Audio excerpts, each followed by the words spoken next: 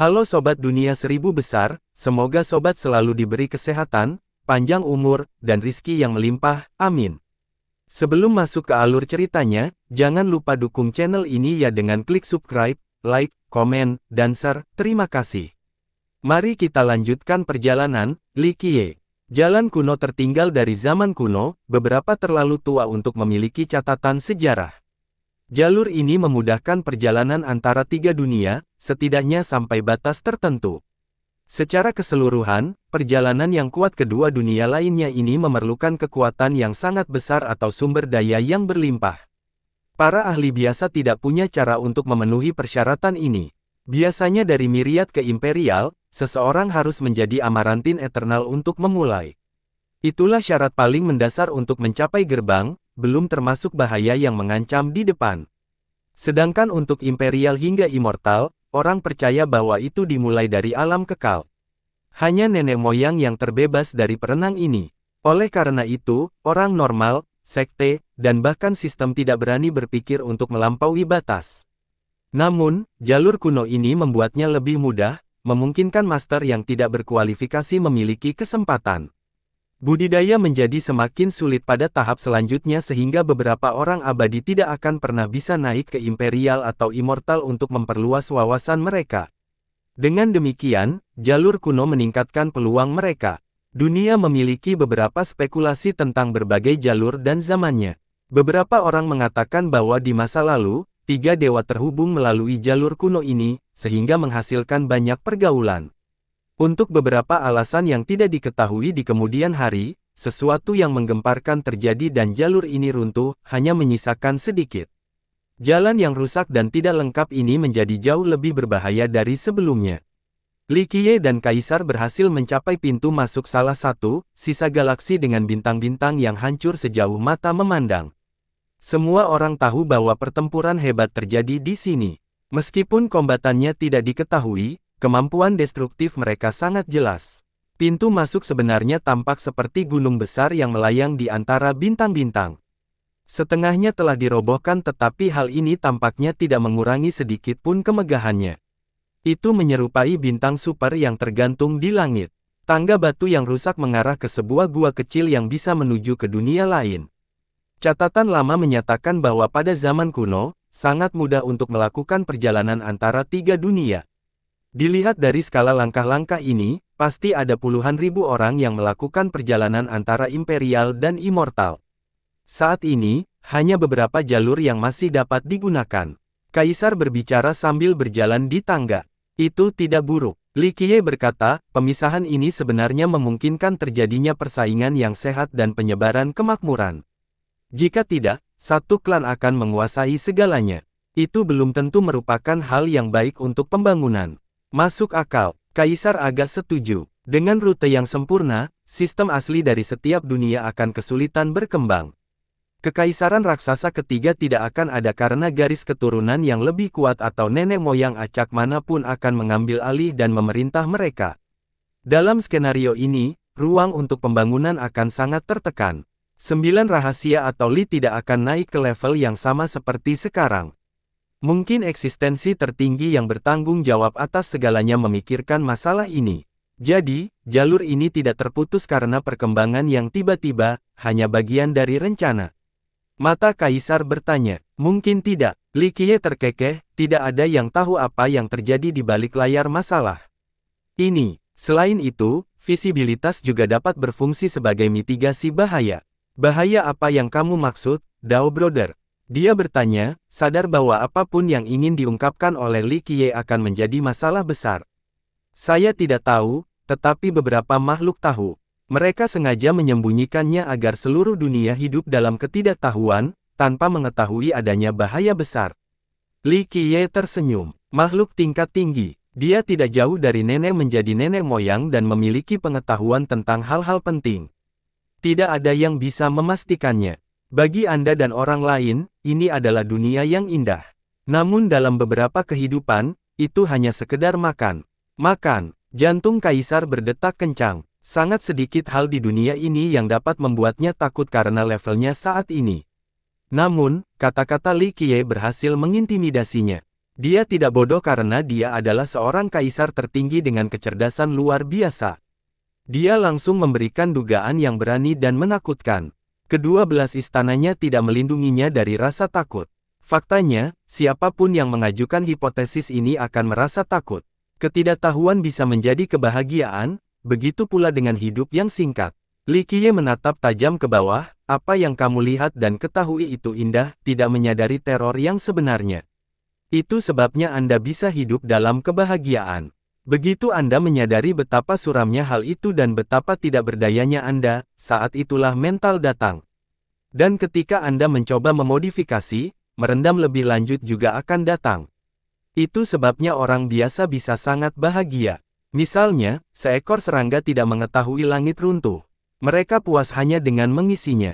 Kedamaian yang kami miliki sekarang adalah berkat para penjaga seperti Anda. Dia berkata dengan lembut. Tidak, bukan aku. Li Qiye menggelengkan kepalanya, seperti yang saya katakan sebelumnya, saya hanya seorang pejalan kaki. Situasi saat ini berasal dari upaya banyak orang bijak dan makhluk tertinggi. Mereka membuang segalanya demi tujuan ini. Tindakan mereka mengharukan dan patut dihormati. Benar, hadiahnya adalah berkat mereka. Dia mengangguk setuju. Keduanya akhirnya berhasil masuk ke dalam gua sempit. Kaisar berteriak dan mengeluarkan kekuatan Grand Dao. Tanah menjadi terang dengan batu bata yang berkumpul membentuk portal Dao. Mereka dengan cepat bertukar pandangan sebelum masuk. Di dalam portal ada lebih banyak tangga batu mengambang yang membentang luas. Mereka telah berada di sini entah sudah berapa tahun. Hampir mustahil untuk mengetahui era asal-usulnya. Setiap anak tangga batu memiliki ukiran kuno pada mereka, jelas dilakukan oleh seorang ahli yang luar biasa. Mengapa? Karena mereka masih terang dan jernih, berhasil bertahan dalam waktu ujian. Saat mereka melakukan perjalanan lebih jauh, mereka melihat gunung berapi yang meletus, api jahat yang menghancurkan daerah tersebut, lautan tak berujung dengan afinitas yang tenggelam. Duo ini memulai jalan ini. Batu-batu itu menyala setelah kontak awal dengan kaki mereka. Setelah suara mendengung, keduanya diteleportasi. Ledakan. Perhentian mereka berikutnya adalah muara gunung berapi yang sangat besar. Ledakan, lava yang menakutkan keluar, dan bukan sembarang lahar biasa. Ini menyerupai nyala api seekor naga. Ia membakar dunia dan meninggalkan bekas luka di ruang angkasa itu sendiri. Meski begitu, banyak anak tangga batu yang masih mengapung di atasnya, sama sekali tidak terluka oleh lahar yang menghanguskan. Tiba-tiba, gelombang lahar langsung menyembur ke arah keduanya dan seketika menenggelamkan mereka. Sayangnya, kekuatan lava juga gagal melukai mereka karena penghalang terangnya. Mereka mulai berjalan di tangga di atas gunung berapi sambil terus-menerus diserang gelombang lahar. Sama seperti sebelumnya, aura mereka yang tak stabil menekan dan menghilangkan panas. Berdengung. Selanjutnya, langkah-langkah itu menyala lagi dan memindahkannya. Suara membaik. Ketika mereka keluar dari sisi lain, mereka disambut oleh banyak benda kecil yang melesat di udara. Jalan setapak yang dipenuhi batu apung masih ada. Namun, di bawah mereka ada jurang yang dalam dengan makhluk tak dikenal yang menembakkan badai jarum. Setelah diperiksa lebih dekat, jarum-jarum ini sebenarnya adalah duri beracun yang tumbuh pada makhluk tersebut. Tebing di kawasan mulai terkorosi setelah terkena duri. Seseorang akan berubah seketika dalam sekejap mata. Mereka melihat ke bawah dan melihat banyak pasang mata hijau di kegelapan. Mata ini bersinar redup dan benar-benar menyeramkan. Memperbaiki, memperbaiki, memperbaiki. Duri-duri itu tidak bisa mengenai mereka sebelum dihentikan oleh penghalang kuat mereka. Percikan api menyebar kemana-mana selagi mereka tidak terluka. Keduanya mendarat di anak tangga yang tepat dan menghilang dari pandangan sekali lagi melalui transportasi. Berdengung. Mereka berhasil masuk lebih dalam dan menemukan gelombang panas mengerikan datang dari bawah, hampir seperti gunung api dalam mitos. Di bawah ada gurun tak berujung yang sepanas bagian dalam kuali. Suhu yang naik terasa seperti nyala api yang menyala segalanya. Anehnya, di tengahnya terdapat cahaya menyilaukan yang mencolok, sebagian disebabkan oleh pantulan sinar matahari. Ternyata ada penambangan di gurun dengan mineral besar yang terlihat di permukaan. Jika bagian atas sudah memiliki sebanyak ini, maka orang dapat dengan mudah membayangkan apa yang tersembunyi di bagian bawah. Ini cukup membuat orang berdebar-debar saat melihatnya. Namun jika dilihat lebih dekat, Anda juga akan menemukan banyak tulang putih yang menonjol dari pasir. Beberapa milik binatang buas dan masih memiliki sisa keilahian. Tidak ada keraguan bahwa beberapa pelancong menjadi serakah di sini dan memasuki gurun, hanya untuk mati. Saat ini, pasir tiba-tiba bergulung seperti gelombang dengan kecepatan yang semakin meningkat. Ada monster besar yang berenang di bawah, pembunuh sesungguhnya yang menjatuhkan para penyusup ini. Li Qiye dan Kaisar tidak peduli karena mengeluarkan ini tidak cukup untuk menggoda mereka. Mereka melangkah lagi di jalan untuk transmisi berikutnya. Sama seperti itu, keduanya hilang berkali-kali dari satu area ke area lain dalam kegagalan yang tak terbatas ini. Lompatan terus-menerus ini disebabkan karena jalur yang rusak. Jika sudah lengkap maka prosesnya akan lebih cepat dan langsung. Sayangnya, sekarang diketahui sedang memindahkan orang ke lokasi yang tidak dan mungkin berbahaya. Misalnya, gunung berapi tadi, jurang maut, atau nyala api yang dahsyat. Tentu saja, mereka yang memiliki tingkat kekuatan yang tepat dapat mengatasi bahaya ini tanpa masalah. Bukannya tidak mungkin untuk mengatasinya. Cara ini jauh lebih mudah dibandingkan menggunakan metode brute force karena metode brute force memerlukan persiapan dan sumber daya pendukung. Makhluk yang kuat mungkin bisa menerobos tanpa komplikasi apapun. Namun, dalam kasus yang buruk, hasilnya akan lebih buruk dibandingkan dengan menggunakan jalur kuno tersebut. Waktu dan ruang akan hancur, ini cukup untuk membunuh para Eternals dan Kaisar yang perkasa. Dengan demikian, jalur kuno ini jelas merupakan pilihan terbaik untuk mencapai silsilah abadi. Apakah kamu memiliki tujuan di Immortal? Kaisar bertanya selama transmisi. Hanya ingin melihat-lihat apakah ada sesuatu yang saya butuhkan atau tempat yang harus saya kunjungi. Li Qiye mendengus. Kaisar tidak setuju apakah dia mengatakan yang sebenarnya atau tidak. Dia dengan tulus mengundang, kamu bisa datang ke guaku jika kamu tidak keberatan. Saya punya beberapa teman di sana yang mungkin bisa memberikan bantuan mereka. Seseorang seperti dia tentu saja memiliki teman yang luar biasa. Mendapatkan dukungan dari mereka akan sangat bermanfaat, melakukan lebih sedikit namun mendapatkan lebih banyak. Kita lihat saja nanti setelah kita sampai di sana. Li Qiye tetap acuh tak acuh terhadap peluang yang diinginkan. Kaisar tahu bahwa mereka mungkin tidak dapat membantu mengatasi masalah tersebut. Bahkan mungkin merekalah yang akan meminta bantuannya nanti.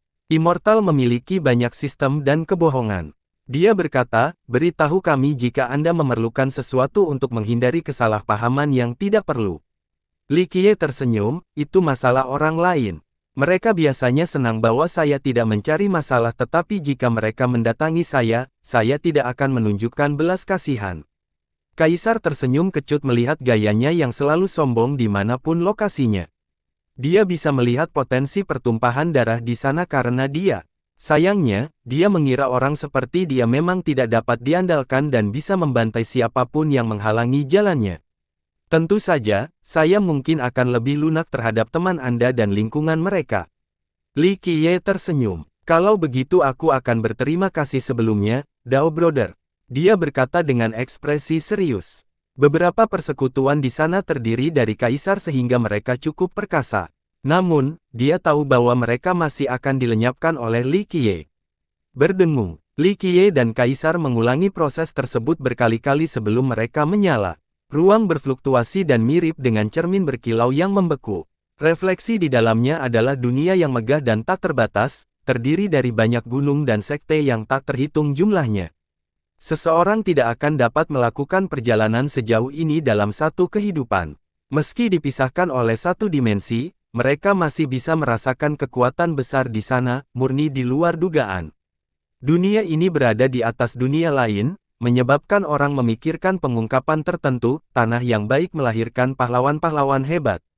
Ya, dunia ini punya banyak talenta, keajaiban, dan master. Namanya adalah silsilah abadi, proyek yang sangat mengesankan. Kaisar berdiri di ujung jalan dan merenung, pencipta jalan ini jauh lebih unggul daripada nenek moyang. Jalur yang menghubungkan dunia ini tidak dapat dibuat oleh satu kaisar atau nenek moyang yang kuat. Untuk itu diperlukan banyak dari mereka yang bekerja sama selama beberapa generasi. Namun, siapa yang memiliki pengaruh besar hingga mengumpulkan begitu banyak master di satu tempat? Tidak ada yang terlintas dalam pikiran. Masuk, Li Qiye hanya tertawa kecil. Topik ini terlalu kuno. Dia tidak bisa menjelaskan misteri di balik zaman kuno ini hanya dengan satu atau dua kata. Keduanya saling memandang dan memiliki gagasan yang sama. Mereka berjalan maju pada saat yang sama dan memasuki ruang beku. Area seperti cermin ini memiliki riak dari kontaknya. Keduanya menghilang ke dalamnya lalu cerminnya pun hilang. Duo ini memasuki silsilah abadi pada saat yang sama dan mengambil napas dalam-dalam. Bahkan orang biasa pun bisa membedakan antara silsilah kekaisaran dan silsilah abadi. Energi duniawi di sini lebih padat dan kaya. Jika diperiksa lebih dekat, orang akan menemukan perbedaan lainnya. Energi di tempat ini memiliki sentuhan energi abadi. Tentu saja, mungkin tidak menyukainya tetapi Imperial jelas tidak memiliki ketertarikan yang sama. Master yang lebih kuat atau berbakat merasa lebih mudah untuk menyelaraskan dengan Grand Dao di dunia ini. Perasaan ini seharusnya hanya terjadi ketika mereka berada di dalam sistemnya sendiri. Namun, bahkan orang luar di sini pun merasakan harmonisasi ini. Itu berarti menyimpannya di Immortal lebih mudah dibandingkan dengan Imperial. Grand Dao lebih dekat dengan manusia sehingga mereka dapat memahami kedalamannya dengan sedikit usaha. Oleh karena itu, para Eternals dan Kaisar yang kuat akan selalu naik ke level Immortal karena dunia bawah tidak lagi memenuhi persyaratan budidaya mereka.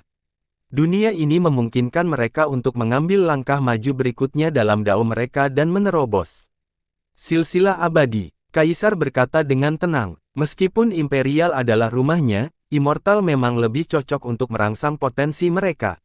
Tinggal di Imperial untuk makhluk kuat sama saja dengan memiliki rantai. Orang-orang hanya tinggal jika mereka tidak punya pilihan lain atau ada sesuatu yang layak bagi mereka untuk tetap tinggal. Dao bangga, apakah ini tempat kita mengucapkan selamat tinggal? Kaisar bertanya. Ledakan. Tiba-tiba, langit meledak dan mengejutkannya. Aku hanya ingin mengundangmu ke guaku, apakah surga benar-benar perlu mengirimkan guntur? Dia bercanda, gemuruh. Namun, ledakan yang lebih memekakkan telinga terjadi. Keduanya mendongak dan melihat baut-baut acau berputar di langit, tidak mirip dengan badai petir biasanya. Baut-baut ini tersusun seperti kabel di langit dengan arus yang mengalir melaluinya. Apa itu? Pengetahuannya yang luas gagal kali ini. Dia belum pernah melihat hal seperti ini sebelumnya. Baut dan arus ini mengubah langit menjadi dunia petir. Itu hampir mencakup keseluruhan silsilah abadi. Dia bukan satu-satunya penonton yang tercengang karena fenomena ini melanda seluruh dunia. Belum lagi miliaran manusia, bahkan kaisar dan nenek moyang yang tak berkemampuan pun menganggap hal ini menakjubkan. Apa yang sedang terjadi? Para ahli ini menjadi ngeri. Apakah, di akhir dunia, bencana sedang turun? Salah satu dari mereka tergagap. Mengapa ini terjadi? Orang-orang abadi lama tidak percaya. Adegan seorang kaisar yang membuktikan daunnya masih belum mencapai tingkat kengerian ini. Kelahiran seorang nenek moyang hanya akan membawa malapetaka surgawi skala kecil. Namun, badai petir yang menutupi seluruh silsilah abadi, tampaknya berubah menjadi penjara. Berderit, derit keras terdengar seolah-olah gerbang besar di atas perlahan-lahan menutup. Benar saja, langit tiba-tiba menjadi gelap. Kenapa ada yang seperti ini di atas? Semua orang menjadi bingung, termasuk nenek moyang. Ini adalah fenomena besar. Kita harus berlari sekarang juga, tontonan seperti ini akan menimbulkan sesuatu yang ganas setelahnya. Seorang kaisar merasakan detak jantungnya berdetak kencang dan melindungi kehadirannya sambil tetap berbicara sebelum berlari ke tempat persembunyian. Salah satu nenek-nenek mengeluarkan meja ramalan untuk melihatnya lebih jelas. Ledakan. Sayangnya, mejanya langsung meledak. Intrik surga sedang dalam kekacauan. Ekspresinya memburuk saat dia dengan serius berkata, sialan. Sesuatu yang buruk akan datang, siapa yang melakukan ini? Dia pun memilih bersembunyi. Faktanya, kegelapan yang mengejutkan membuat para master yang benar-benar kuat dan berpengetahuan luas melarikan diri. Mereka tidak tahu apa yang sedang terjadi sehingga mereka berhati-hati. Apa yang terjadi? Kaisar sejati Jiuning sangat dekat dengan alam leluhur. Faktanya, dia memaksakan dirinya sendiri karena dia ingin menjadi makhluk abadi pada percobaan pertama. Sayangnya, dia tidak bisa menghitung perkembangan saat ini. Dia berbalik ke arah Li Qiye. Matanya berbinar saat dia mendapatkan segudang dao. Hasilnya, ekspresi menjadi gelap, tidak bagus, seseorang sedang mencoba menghitung kehendak surga. Melihat kehendak surga, ekspresi sang kaisar menjadi masam, menyadari tabu di balik tindakan tersebut. Seseorang yang terlibat dia juga tidak bisa melakukannya dengan mudah. Ini juga bukan upaya biasa, orang-orang tersebut meraih masa depan untuk membaca takdir dan takdir sejuta tahun. Langit dan bumi tidak mengizinkan ini. Kaisar menarik napas dalam-dalam setelah mendengar situasi gawatnya. Jika usahanya berhasil, orang ini akan mengetahui masa depan dan dapat melakukan banyak persiapan. Bahkan, mereka mungkin bisa mengubah nasib dan menghindari bencana apapun. Dari sini, banyak hal yang menyimpang dari jalur semula. Nasib asli manusia tidak lagi sama. Mengubah masa depan memang menantang dan meneror. Oleh karena itu, mengintip ke masa depan secara terang-terangan akan membawa malapetaka yang mengerikan. Yang satu ini sungguh mengerikan di luar dugaan. Ingat, 3 dewa berbeda dari 9 dunia dan 13 benua. Kematian nenek moyang dan nenek moyang jarang menyebabkan malapetaka di dunia ini. Dalam hal pertama, hanya eksistensi yang sangat cemerlang yang akan dimilikinya selama kenaikan kekuasaan mereka. Hal ini juga terjadi pada nenek moyang. Kasus kecelakaan yang jarang terjadi akan sangat lemah. Nenek moyang bisa dengan mudah mengatasinya. Yang ada di langit ini belum pernah terjadi sebelumnya dalam hal kekuatan. Mungkin 3 dewa belum pernah mengalami hal seperti ini sebelumnya. Tampaknya berada pada tingkat yang menghancurkan dunia. Itu sebabnya semua orang di Immortal, dari manusia hingga binatang dan burung, mulai bersembunyi karena ketakutan.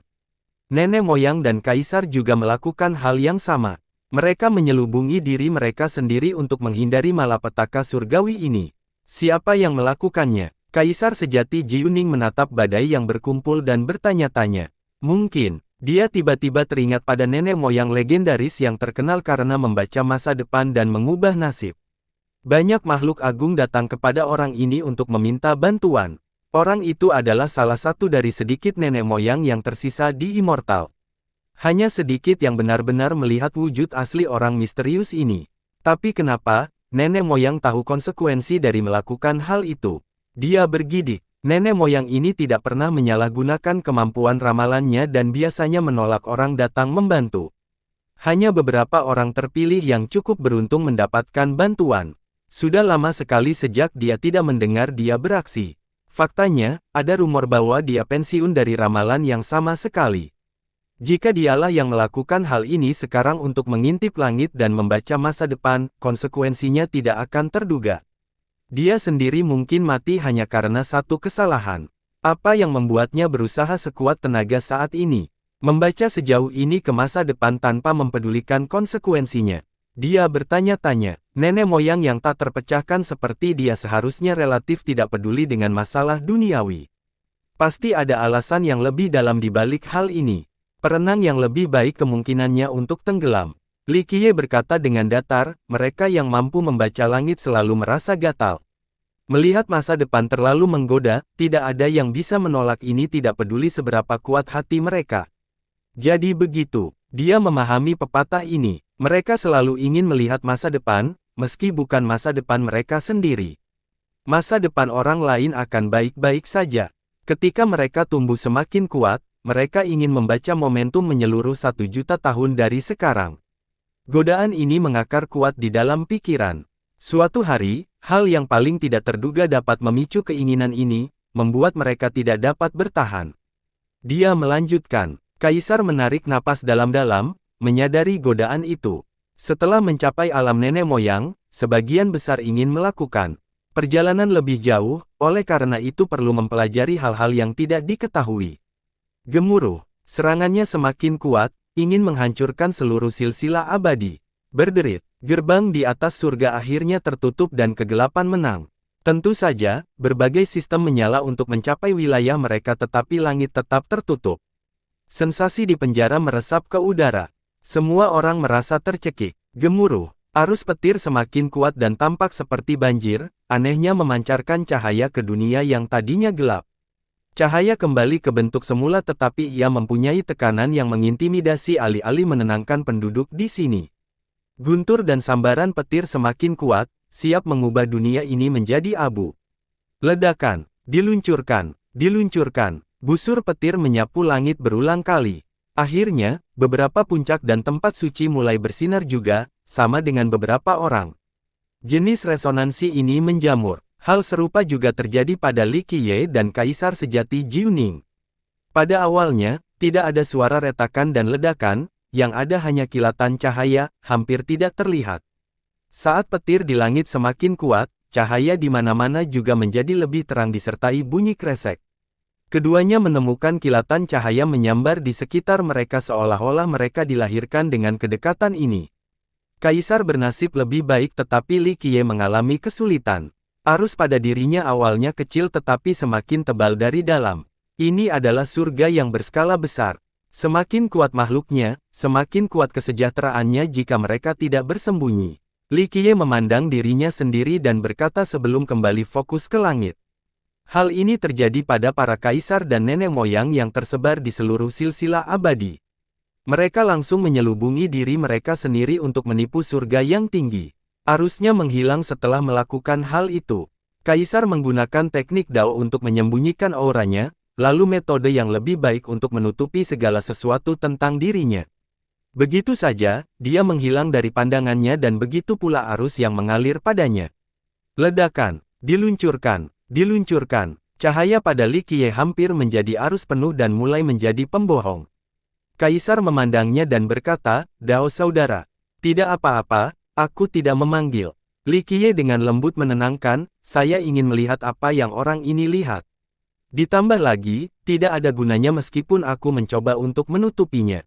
"Apa maksudmu?" Dia terkejut. "Sudah kubilang sebelumnya bahwa aku hanya seorang pejalan kaki dan tidak pantas berada di sini. Jika terjadi kecelakaan, saya pasti akan merasakan beban terberatnya karena saya telah mengujinya sebelumnya." Kaisar mengerutkan keningnya karena hanya sedikit yang mengalami kesengsaraan di silsilah abadi. Kesengsaraan biasanya tidak pernah terjadi di sini. Ditambah lagi, aku tidak sama dengan kalian semua. Saya telah melihat dan menyerang surga yang jahat, jadi ketika cakupan besar-besaran turun, saya akan menarik cakupan yang sangat dahsyat seperti magnet. Mata Li Qiye menjadi dalam saat dia melihat ke atas. Kaisar menjadi terkejut karena dia tingkat mengetahui yang dibicarakannya. Informasi yang tersembunyi di balik rahasia ini sungguh mengejutkan, tidak ada seorang pun yang pernah melakukan hal seperti ini dalam sejarah tiga dewa, namun Li Qiye telah melakukannya. Anehnya, Li Qiye nampaknya sudah mengantisipasi hal ini. "Ayolah, sudah cukup lama sejak kematian terakhirku yang menghancurkan dunia. Rasa yang lain pasti enak." Dia memukulnya. Kaisar tersenyum kecut. Orang lain akan dilanda rasa takut sebelum tenggelamnya surga, tetapi Li Qiye tampak bersemangat. Seberapa kuat mentalitasnya? Menabrak, menabrak, menabrak. Sesuatu di luar angkasa sepertinya menabrak langit. Abadi. Dunia ini menyerupai benteng yang tertutup sementara suara dentuman datang dari penyerbu perkasa yang mencoba menerobos gerbangnya. Apa yang terjadi sekarang? Kaisar menjadi kaget ketika seluruh dunia bergetar. Ini adalah hal terbaik tentang tiga dewa, alasan mengapa ia biasanya tidak mengalami kematian dan masih berdiri kokoh selama ini. Segala sesuatu yang lain telah diblokir di luar, dunia Anda terlindungi. Bahkan petak besar ini sulit untuk turun. Li Qiye menjelaskan. Gemuruh, diakhiri dengan gempa bumi di mana-mana karena kekuatan yang menembus dari atas. Ledakan. Akhirnya terjadi ledakan sekeras ledakan sejuta guru. Semuanya meledak dan runtuh. Dunia sedikit mendorong keluar dari keseimbangannya dan banyak orang terjatuh ke tanah. Langit seketika menjadi cerah kembali seolah gerbang di atasnya telah dirobohkan. Ledakan. Hari itu kembali dengan seorang teman yang buruk. Kecemerlangan emasnya meresap seperti sinar matahari, memberikan warna serupa pada segalanya. "Lihat, kematian akan datang." Seseorang berteriak melihat pemandangan ini. Benar saja, terakumulasi telah jebol dengan baut kuning yang tak terhitung jumlahnya turun. Baut-baut yang luar biasa itu tampak seperti lautan emas yang mengalir turun untuk menenggelamkan silsilah abadi. Gemuruh, masing-masingnya setebal pegunungan dengan kekuatan lebih dari cukup untuk membasahi bumi. Salah satunya menghancurkan banyak puncak dan pegunungan. Yang abadi berpikir bahwa dia tidak akan terkena dampaknya dan tidak dapat menghindarinya pada waktu yang tepat. Baut yang menyilaukan ini, menyebabkan darah terciprat kemana-mana. "Tidak!" Jeritan dari Tuan yang malang bergema di seluruh dewa. Beberapa tidak cukup berhati-hati untuk bersembunyi sehingga mereka menjadi korban serangan mematikan ini. Sial, lari saja untuk hidupmu. Para ahli yang ceroboh menjadi ketakutan dan dengan cepatnya kehadiran mereka. Baut yang deras sangat menghujani dan dapat menyerang target mereka kapan saja. Beberapa benteng di Immortal menjadi sasaran utama, tidak ada apapun di sekitar tempat-tempat ini yang luput dari serangan tersebut. Benar saja, penghalang yang kuat didirikan, mengubah bagian dalam wilayah terpisah untuk menghentikan penutupan yang mengerikan. Sayangnya, rentetan petir yang tak ada habisnya menyebabkan ketakutan tak terkendali dengan banyak riak. Beberapa akhirnya diturunkan. Li Qiye juga menjadi target utama sehingga ledakan yang menggelegar terdengar di wilayah tersebut. Tidak butuh waktu lama sebelum hamparan emas berubah menjadi badai besar. Semua sambaran petir mengarah langsung ke arahnya dan ditembakkan. Ledakan, diluncurkan, diluncurkan. Area yang ditembus langsung ditembus. Gunung dan sungai meledak berkeping-keping. Tanahnya memiliki ribuan lubang besar. Kesengsaraan yang mengerikan ini dapat mengintimidasi bahkan tuan terkuat sekalipun. Mereka akan menyelubungi diri mereka sendiri dan melarikan diri. Ini masuk akal. Namun, Li Qiye menerima serangan gencarnya tanpa ragu-ragu. Dia membuka 13 istananya dan menampilkan pohon primordialnya. Grand Dao tertinggi dan vitalitas tanpa akhir membuka domain terpisah. Datang sekarang. Li Qiye tertawa dan dengan berani menguatkan dirinya melawan baut emas. Kaisar yang bersembunyi di dalamnya tidak tahu harus berbuat apa. Hanya Verces yang mau melakukan tindakan mendominasi ini. Nenek moyang sendiri tidak akan berani menghadapi tingkat kematian ini. Perkenalan tanpa henti pun terjadi. Ketika garis pertahanannya semakin kuat, serangan ofensifnya pun semakin kuat. Semakin banyak baut berkumpul di atasnya, tidak pernah menyerah sampai tidak ada yang tersisa darinya. Ledakan. Sebagian dari penghalangnya terputus dan satu sambaran petir menembusnya, lalu sambaran petir lainnya, dan masih banyak lagi. Darah secara alami mengalir keluar dari lubang di tubuhnya. Dia telah diubah menjadi saringan.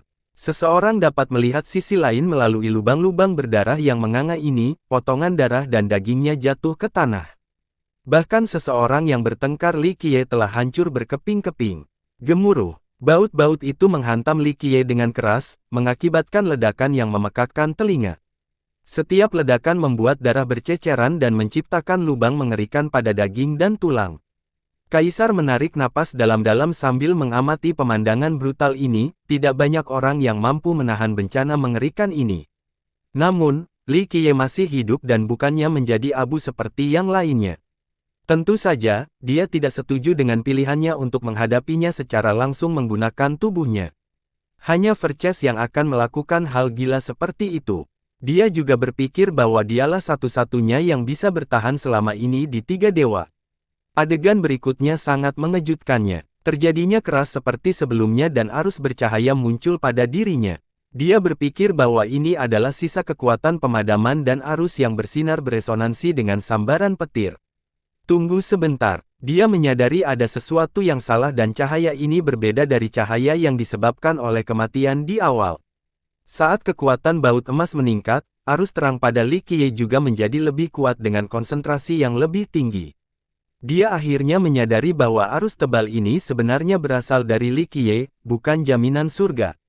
Setiap aspek dari situasi meningkat dan arus terbentuk di dalam tubuhnya. Karena semua lubang di tubuhnya, Kaisar melihat untaian petir dari dadanya dan dunia besar dengan galaksi tak terbatasnya.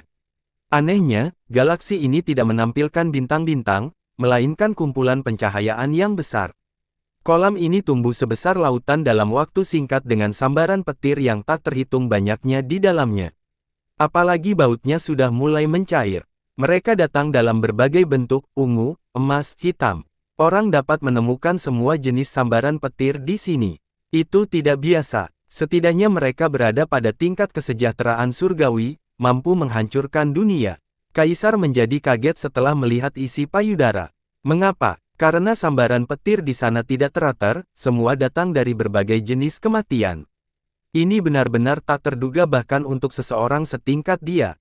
Dia belum pernah melihat hal seperti ini sebelumnya di dalam diri orang lain. Berapa banyak simpanan yang dia alami untuk memiliki begitu banyak. Dari sini, dia bisa melihat betapa kuatnya fisiknya, mampu menyimpan begitu banyak kekuatan. Penyimpanan petir ini berasal dari perjalanan yang dia lakukan untuk mencapai 3 dewa. Dia sudah lama tenggelam di lautan itu sehingga sudah menjadi bagian dari dirinya. Arus di tubuhnya berasal dari samudera bagian dalam dan akhirnya lingkaran menjadi cahaya petir yang berputar di sekelilingnya. Berdengung, tubuhnya langsung menjadi transparan dan pulih dengan kecepatan yang luar biasa seolah-olah waktu berputar balik. Potongan daging dan darah yang tumpah mengalir kembali seiring berjalannya waktu dan kembali ke posisi semula di Li Qiye. Proses ini membatalkan semua kerusakan sebelumnya. Gemuruh, baut petir yang terus menyerang. Sayangnya, mereka tidak lagi menghancurkannya. Lautan petir di dalam diri Li Qiye entah bagaimana menarik perhatian mereka. Baut-baut ini meronta dan mengamuk di sana namun pada akhirnya jatuh ke laut dan menyatu dengannya. Begitu saja, sekarang ada lebih banyak baut emas di lautan. Kaisar tersentak melihat pemandangan ini, seseorang yang cukup kuat untuk menerima konservasi dengan tubuhnya, suatu prestasi. Selama berabad-abad, dia menyadari mengapa orang lain langsung melarikan diri sementara Li Qiye menjadi bersemangat dan berasumsi bahwa itu seperti sebuah pesta. Nyatanya, ini memang pesta yang nikmat baginya. Meskipun petir itu menghancurkan seluruh tubuhnya sebelumnya, petir emas telah menjadi bagian dari lautannya, meningkatkan kekuatan penyimpanan petirnya. Itu berarti tubuhnya adalah senjata pemusnah massal jika dia melepaskannya. Dia yakin itu adalah salah satu kartu asnya, alat perang yang menantang surga. Ledakan, diluncurkan, diluncurkan. Tampaknya petak langit yang sebenarnya di atas dibuat marah oleh tindakannya. Itu mengirimkan lebih banyak serangan petir, tidak pernah berhenti sampai tidak ada yang tersisa darinya. Jumlah mereka berlipat ganda. Faktanya, baut yang menuju ke area lain berhenti dan berubah arah ke arahnya.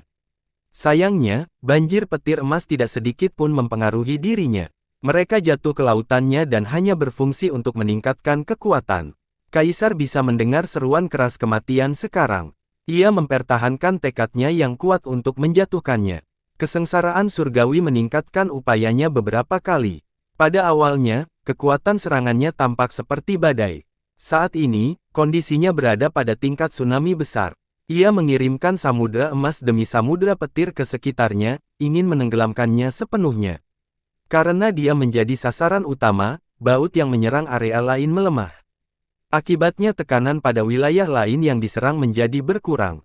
Tentu saja, serangan gencar itu masih sia-sia. Kesengsaraan di atas memang luar biasa besarnya, namun lautan Li Qiye sendiri tidak berhenti.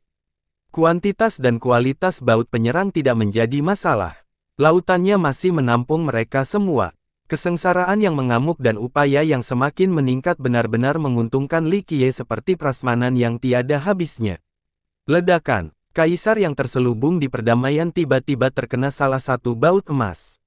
Semua metode penyembunyiannya meledak, mengaktifkan. Dia bereaksi cepat dengan mengangkat tangannya dan memanggil banyak harta karun dan mengaktifkan berbagai tindakan perlindungan. Gemuruh, baut petir ditujukan karena dia sekarang terekspos. Kaisar 12 istana seperti dia hampir menuntut nenek moyang, tidak menyisakan ruang untuk keraguan. Namun, langkah perlindungan dan hartanya hancur di depan sambaran petir. Dia tidak bisa menahan kekuatan tirani dari jaminan. Berdengung. Dia mencoba untuk menyelubungi dirinya lagi tetapi baut emas patah caranya, tidak ada cara baginya untuk melepaskan diri dari serangan gencar sekarang.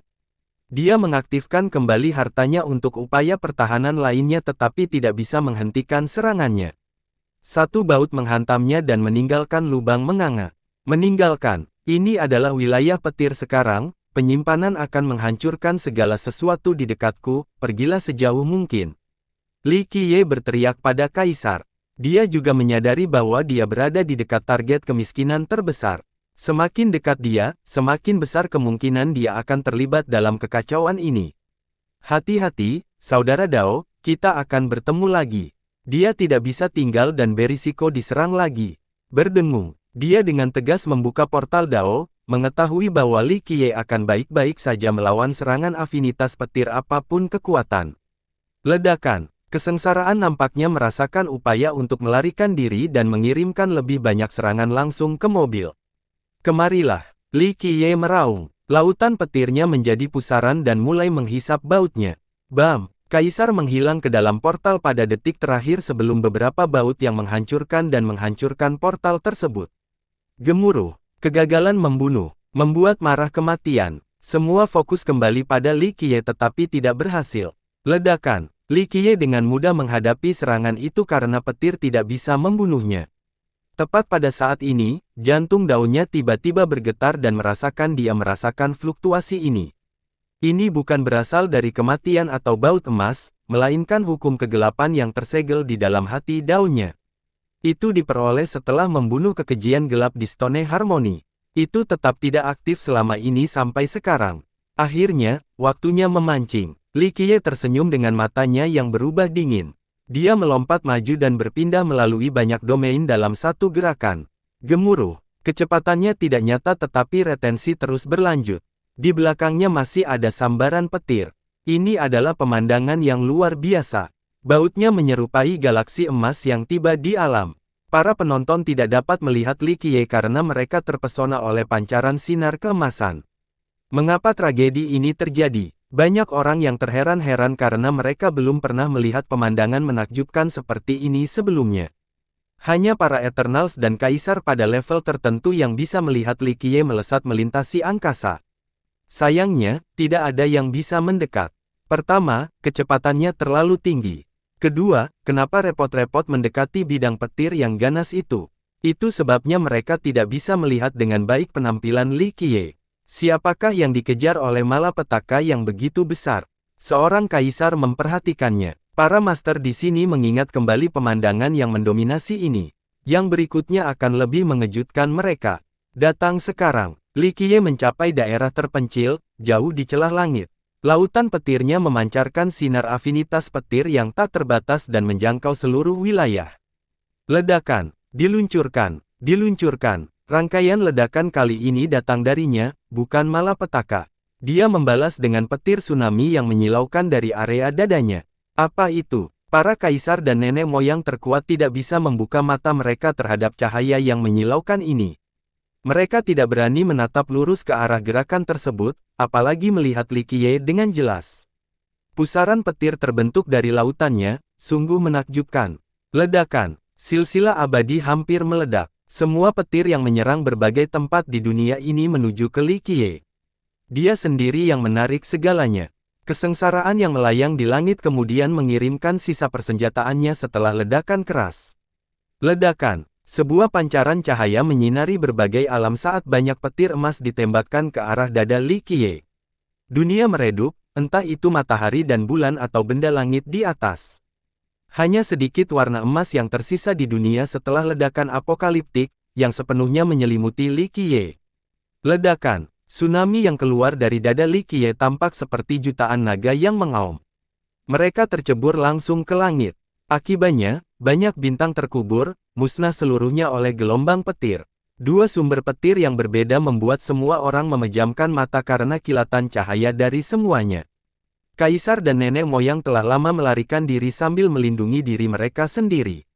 Keadaan persembunyian ini terlalu berat untuk ditangani, mampu membunuh siapapun yang bersentuhan. Itu sebabnya mereka tidak berani lagi menonton kontes ini dengan ketinggian posisi dan kehadirannya yang terungkap. Siapakah yang mengalami malapetaka ini? Para ahli lainnya bertanya-tanya dengan ngeri. Ini bukan upaya penyelamatan yang normal. Seorang Eternal yang berpengetahuan luas mengetahui lebih banyak dari orang lain, seseorang dengan sengaja melawannya dan membawanya ke dalam tubuhnya. Yah, siapa itu? Nenek moyang yang tak terpecahkan. Yang mana? Semua orang di perselisihan bergidik.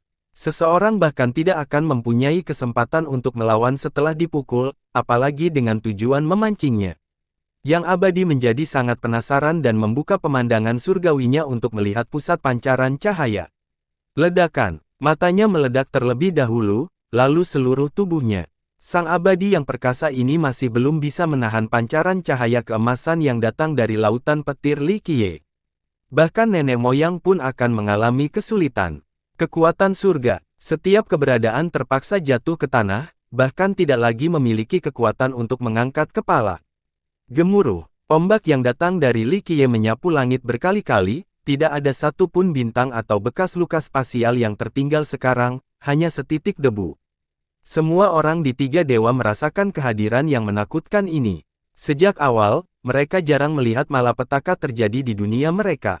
Kini, kejadian luar biasa ini membuat mereka dilanda teror.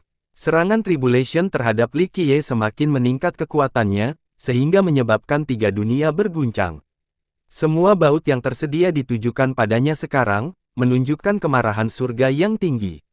Ia ingin menembus lautan petir di dalam dadanya.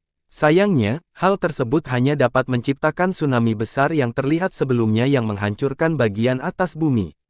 Seluruh pertempuran sejauh ini hanya berlangsung dalam waktu yang dibutuhkan untuk meminum secangkir teh. Namun, momen singkat ini terlalu berat untuk diterima semua orang. Rasanya seperti penyiksaan yang abadi. Seiring berjalannya waktu, baut emas dari malapetaka menjadi semakin lemah. Apakah ini akhirnya? Orang-orang mulai bersantai setelah memperhatikan hal ini. Tentu saja, para kaisar dan nenek-nenek moyang menarik napas dalam-dalam, seseorang benar-benar berhasil menahan malapetaka yang mengerikan ini. Seberapa kuatkah orang ini? Dia harus berada di level yang sama dengan nenek moyang manapun dari Desemvirat. Salah satu nenek moyang berkata, sadar bahwa dia tidak akan mampu menangani kematian ini bahkan dalam kondisi terkuatnya. Semua orang mulai bernapas lebih lega, mengira badai telah berlalu. Sayangnya, fenomena aneh terjadi di langit. Ledakan, api jahat muncul dan mengacaukan dunia selama kekacauan. Kejahatan yang luar biasa, seseorang berteriak dan ketakutan. Nyala api mulai menyapu semua orang karena tekanan. Kejahatan yang membutakan ini mengakhiri dunia dalam waktu singkat. Akhirnya, Li Qiye tidak terkejut sama sekali dan membuka hati daunnya untuk menerima api yang datang. Nyala api langsung menghantam jantung daunnya dan menenggelamkannya, mengakibatkan banyak ledakan dan gempa bumi di tiga dewa. Li Qiye berubah menjadi iblis dengan nyala api yang keluar dari dalam dirinya dan menutupi langit. Sepasang sayap hitam menonjol dari punggungnya. Retakan muncul di sekelilingnya dan keluarlah taji tulang dengan kilatan dingin. Dia tampak berubah monster menjadi besar dengan duri di kepala dan bulu di mana-mana. Jelas sekali, ada entitas jahat yang mencoba mengambil alih tubuhnya. Pada saat yang sama, banyak ahli di tiga dunia juga terkena dampak kejahatan yang hebat ini. Jantung mereka mulai menghitam sehingga mengalami perubahan yang sama dengan taji tulang dan rambut di sekujur tubuh. Brengsek, seorang yang abadi menutup matanya dan mencoba yang terbaik untuk menghentikan keinginan apapun. Dia langsung melarikan diri dan menyegel dirinya sendiri. Niat jahat seperti itu, bahkan seorang nenek-nenek merasakan hati daunnya bergetar setelah merasakan kejahatan ini. Keluaran cahaya hitam muncul di sekelilingnya. Bukan hanya para penggarap saja, semua makhluk hidup pun terkena dampaknya. Gunung dan sungai itu sendiri mulai berubah. Banyak orang di silsilah abadi mulai berteriak sambil bergerak-gerak di tanah karena transformasi mengerikan yang terjadi. Tubuh mereka menjadi bengkok dan bengkok, tampak berubah menjadi binatang buas yang gelap. Gemuruh, sebuah tangan raksasa terulur dari tanah di daerah terpencil. Cacing-cacing di sana berubah menjadi kekejian yang kejam. Mereka menjadi ratusan kali lebih besar dengan tentakel di mana-mana. Di danau lain, ikan muncul ke permukaan dan juga mulai berubah secara mengerikan. Sirip mereka berubah menjadi tangan gelap, tulang tumbuh di punggung mereka, wajah mereka menjadi sangat ganas. Apa yang sedang terjadi? Nenek moyang iblis sedang turun. Makhluk terbaik yang masih bisa mempertahankan hati dao mereka menjadi khawatir. Nenek moyang tertua dan paling berpengetahuan masih menganggap pemandangan ini menakutkan. Perubahan drastis dalam skala besar ini belum pernah terjadi sebelumnya di silsilah abadi. Oleh karena itu, bel dapat terdengar di banyak sistem yang hebat. Dering yang jelas berfungsi sebagai cara untuk menenangkan pikiran. Selain itu, mereka mengirimkan lampu nenek moyang yang kuat. Gambar nenek moyang juga muncul di atas nyanyian bijak. Cahaya dan suara kegelapan untuk menghentikan proses transformasi. Sistem yang sukses adalah yang terkuat di Immortal. Meskipun demikian, penyebaran kejahatan terus berlanjut di seluruh dunia, tidak butuh waktu lama sebelum Immortal berubah menjadi sarang monster di mana-mana. Makhluk terbaik tidak tahu harus berbuat apa. Mereka tidak dapat menganggap seseorang memiliki sifat jahat yang begitu menakutkan. Hanya nenek moyang yang bisa tetap tenang setelah melindungi hati dao mereka. Kaisar tertentu yang kuat masih terkena dampaknya, kurang lebih. Sayangnya, mereka semua harus bersembunyi karena takut terhadap hal yang tidak diketahui. Mengaktifkan, Li Qiye meraung dan sebuah jalan bercabang di dahinya, menampilkan seuntai cahaya suci. Untaian tunggal ini merobek seluruh tubuhnya dan area di sekelilingnya. Muncul, muncul, muncul. Cahaya suci menyapu segala niat jahat dan kegelapan, ingin menyempurnakan afinitas di dalam dirinya.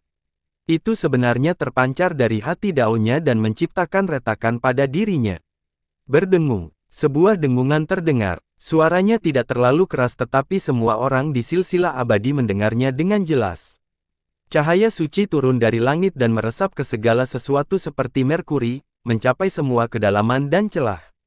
Berdengung. Suara-suara terbakar menggema di mana-mana, bahkan pada orang yang masih hidup. Kegelapan dan niat jahat dihanguskan oleh cahaya suci ini. Dengan demikian, para penggarap yang hampir berubah dan berbagai medan mengambil keadaan aslinya. Tubuh ahli yang terpelintir menjadi normal kembali. Hati Dao Li Qiye adalah sumber dari segala sesuatu yang suci di dunia ini. Dia berubah menjadi pancaran sinar terpanas dan paling menyilaukan. Sekarang menjadi orang suci. Semua orang ingin berlutut dan bergabung dengan cahaya setelah merasakan kemurniannya. Cahaya itu menang dan berhasil menyelamatkan manusia dari kegelapan.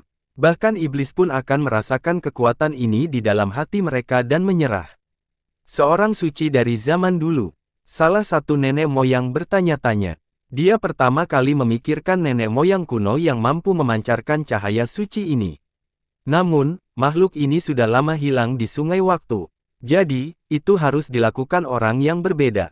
Dia membuka pandangan surgawinya untuk melihat sumber cahaya untuk mengetahuinya. Namun, cahaya suci benar-benar membekas di hati daunnya, menyebabkannya goyah. Ini sangat menakutkannya sehingga dia dengan cepat mengalihkan pandangannya karena takut. Kekuatan cahaya ini sungguh gila. Dia mungkin berubah menjadi pengikut jika dia terus melihatnya. Seorang nenek-nenek menyerah pada cahaya. Itu akan menjadi sesuatu yang lain. Kalau begitu, apa lagi yang bisa terhindar dari kesuciannya? Itu mampu mengubah semua silsilah abadi menjadi tanah kebahagiaan dalam sekejap mata. Dari sudut pandang lain, tidak ada bedanya dengan pertalian jahat sebelumnya. Sebuah mantra kuno keluar dari mulut Li Qiye. Itu menyebar luas di seluruh dunia dan hampir tidak ada waktu yang lama. Dalam sekejap mata, kegelapan yang telah hilang di sungai waktu muncul sekali lagi dan mengirimkan gelombang serangan. Itu beresonansi dengan kegelapan di tubuhnya sehingga suara letupan bisa terdengar. Api gelap di sekelilingnya menyala lagi, berniat mengambil hati dan tubuh daunnya. Penyergapan ini menguasai dan mulai menyelesaikan cahaya suci. Dengan itu, makhluk hidup mengalami proses iblis yang sama, taring, taji tulang, bulu. Jangan lagi. Para master yang kuat harus melarikan diri sekali lagi ketika mencoba menghilangkan kegelapan. Para penguasa yang lebih lemah dan makhluk hidup biasa tidak punya pilihan selain menderita transformasi yang menyiksa ini. Memperbaiki, memperbaiki, memperbaiki. Serangkaian dering logam terdengar berikutnya. Jauh di angkasa ada 3 pusaran besar yang melepaskan 12 hukum. Nenek moyang yang menyaksikan tidak mengenali mereka sama sekali. Memperbaiki. Kehendak primordial ini langsung mengunci hati Dao Li Qiye dan kegelapan di dalamnya. Ledakan. Saat semua orang masih bingung dan ngeri, cahaya suci tiba-tiba meledak.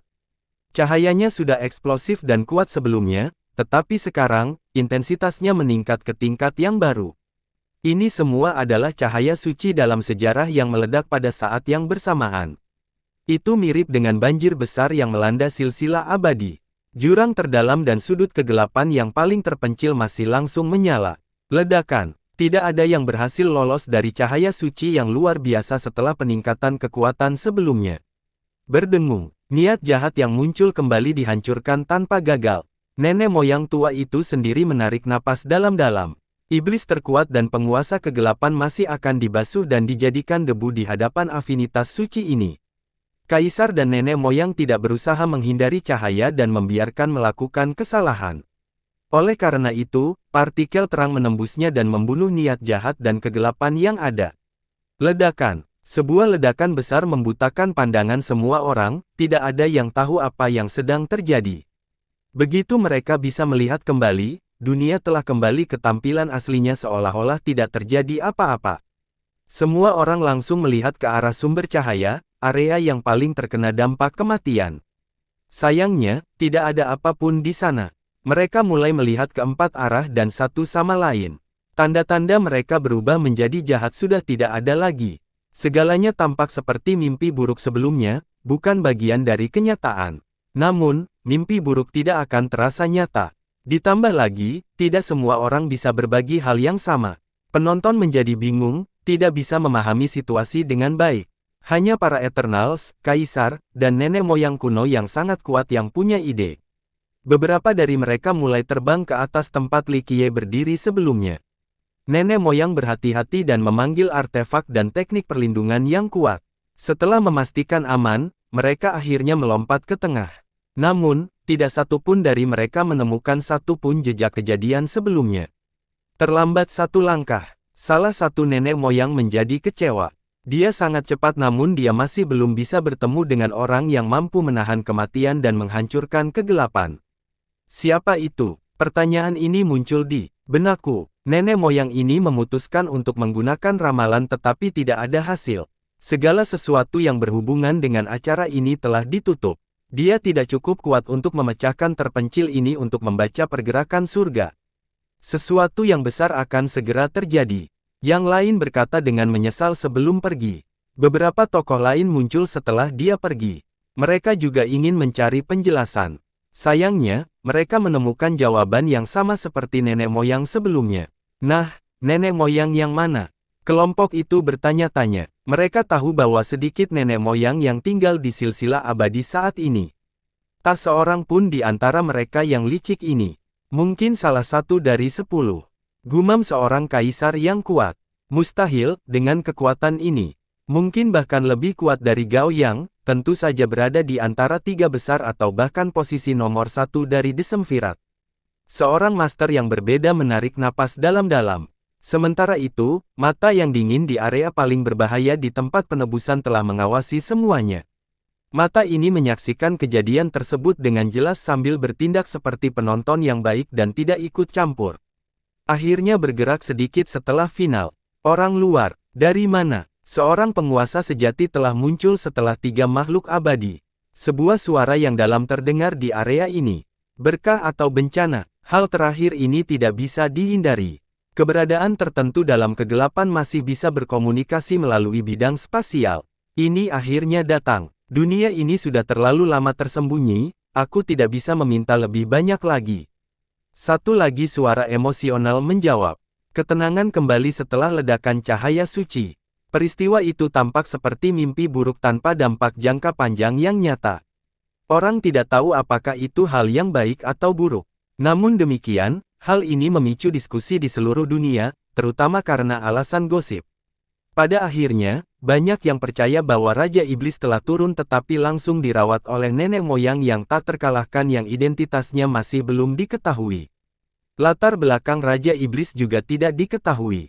Hal seperti itu belum pernah terjadi sebelumnya di 3 dewa sehingga mereka tidak mengetahui sumber keberadaan jahat ini.